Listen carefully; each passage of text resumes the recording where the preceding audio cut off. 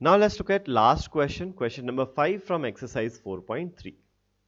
हमें यहां दिया हुआ है, is it possible to design a rectangular park of perimeter 80 and area 400 metre square. ये स्क्वायर होना चाहिए यहां पर, metre square. If so find its length and breadth. तो ये सेकंड या थर्ड क्वेश्चन जो इस एक्सरसाइज का था उससे थोड़ा सा सिमिलर क्वेश्चन है. आपको एक रेक्टेंगुलर पार्क बताना है कि वो पॉसिबल है या नहीं जिसका पेरीमीटर 80 हो और एरिया 400 हो. तो पेरीमीटर के लिए हमें पता है कि रेक्टेंगल जो है उसकी एक तो होती है विड्थ और एक होती है उसकी लेंथ. ठीक है, चलो. तो यहां पर पेरीमीटर 80 मीटर्स है, तो let the length and breadth of rectangle be L and B meters respectively.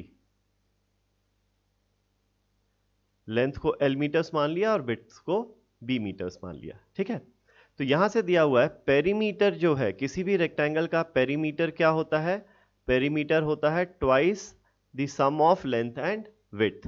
और पेरीमीटर कितना दिया हुआ है यहां पर 80 दिया हुआ है, तो ये पेरीमीटर 80 दिया हुआ है. तो यहां से हमारे पास निकल के आता है, इस इक्वेशन को 2 से डिवाइड कर दें तो लेफ्ट हैंड साइड आ जाएगा L प्लस बी और राइट हैंड साइड हो जाएगा 80/2 यानी कि 40. ठीक है, ये आपकी पहली इक्वेशन हो गई. इसके बाद आपको दिया हुआ है एरिया क्या है 400. तो एरिया ऑफ अ रेक्टेंगल क्या होता है, लेंथ इनटू विड्थ होता है. ये हो गया आपके पास 400 मीटर स्क्वायर. ठीक है, अब यहां पर एक काम करते हैं, रुको. ये जो फर्स्ट इक्वेशन है ना, यहां पर मैं लेंथ को लिखता हूं, length can be written as 40 minus B.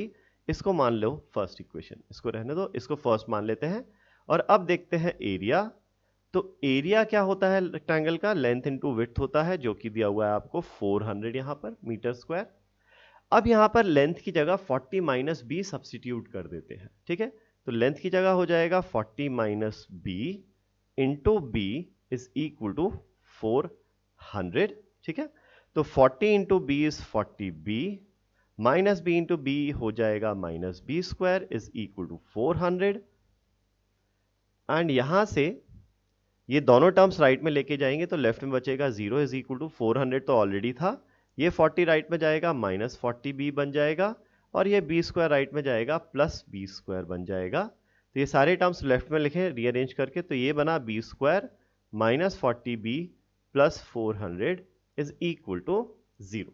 ये हो गया. ठीक है, अब आपको बताना है कि क्या ये सिचुएशन पॉसिबल है या नहीं.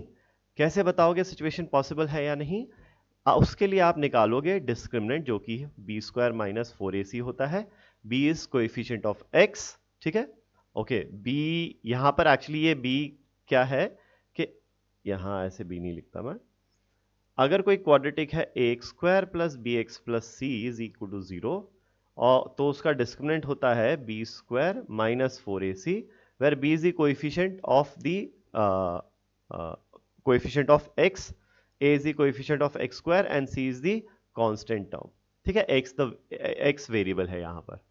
अगर d की वैल्यू 0 के से बड़ी हो या फिर 0 के बराबर हो तो रूट्स कैसे आते हैं, हमारे रियल रूट्स आते हैं. रियल रूट्स आएंगे मतलब कि सिचुएशन पॉसिबल होगी. यहां से हमारे पास जो विड्थ है ना b की वैल्यू, कुछ तो रियल वैल्यू आनी चाहिए तभी तो ये रेक्टेंगल बनेगा. रियल वैल्यू नहीं आएगी तो ये रेक्टेंगल नहीं बन सकता ऑब्वियसली. तो यहां पर हम d की वैल्यू कैलकुलेट करेंगे. d क्या हो जाएगा, कोएफिशिएंट ऑफ x, x की जगह यहां पर है b, तो कोएफिशिएंट ऑफ b जो कि है -40 minus 4 into coefficient of b square जो कि है 1 इंटू कॉन्स्टेंट टर्म जो कि है 400. तो ये आ जाएगा -40 का स्क्वायर, तो माइनस तो हटा ही दो, स्क्वायर हो रहा है. 40 स्क्वायर हो जाएगा 1600 minus 4 into 1 is 4, 4 into 400 is 1600, तो ये आ जाता है 0. Therefore roots are real. d 0 आ रहा है ना, तो roots are real and they are equal as well. Because d 0 है, जब d 0 वो डिस्क्रिमिनेंट 0 होता है ना क्वाड्रेटिक का, तो रूट्स हमेशा रियल एंड इक्वल होते हैं. तो अब हम इसकी लेंथ और विड्थ भी निकाल लेते हैं। If so find its length and width. तो हमें पता है क्वाड्रेटिक का अगर ax square plus B X plus C equal to 0 है तो रूट्स क्या होते हैं, minus B plus minus square root of D by twice of A. तो यहां से वही करते हैं, यहां पर x की जगह b है तो b की वैल्यू हो जाएगी माइनस b यानी कि coefficient of b plus minus square root of D which is 0 upon twice of a जो b स्क्वायर का कोएफिशिएंट होगा। ठीक है, तो minus of minus is plus 40, plus minus 0 लिखने का कोई फर्क नहीं पड़ता, अपॉन 2, 40/2 हो जाएगा 20।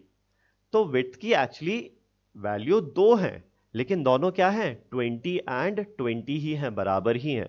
एक बार प्लस 0 के साथ लोगे, एक बार minus, plus minus 0 is sorry square root of 0 0 होता है, तो प्लस 0 लो या माइनस 0 लो, दोनों केस में रूट सेम ही आने वाला है। एक बार आप 40 प्लस 0/2 करोगे तो रूट आएगा 20, और एक बार आप 40 माइनस 0 करोगे बाय 2 तो भी रूट आएगा 20।